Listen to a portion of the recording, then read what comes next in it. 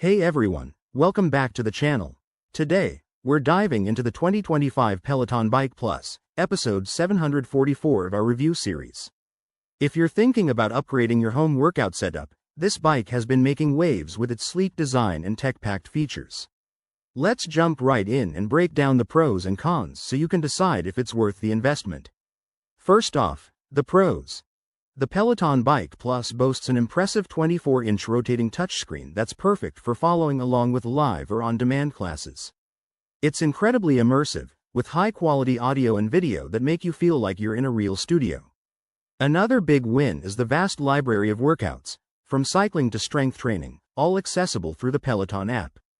Plus, the bike's adjustable seat and handlebars ensure a comfortable fit for most users, and its smooth, quiet magnetic resistance system provides a realistic riding experience. Integration with other apps like Apple Watch or Strava adds even more value for tracking your progress. But, as with any product, there are some cons to consider. The price tag is a major drawback.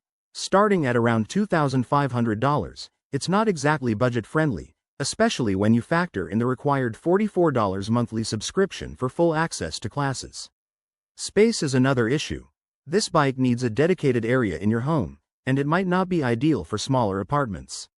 Additionally, some users report discomfort during longer sessions if they're not used to intense cycling, and the learning curve for the app can be steep for beginners.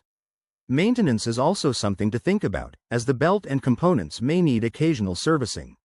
Overall, the Peloton Bike Plus is a fantastic choice if you're serious about fitness and enjoy interactive workouts, but it might not suit everyone due to the cost and space requirements. If you're on the fence, I recommend checking out local showrooms or reading user reviews. Thanks for watching. Hit that like button if you found this helpful, and subscribe for more gear reviews. Ride on!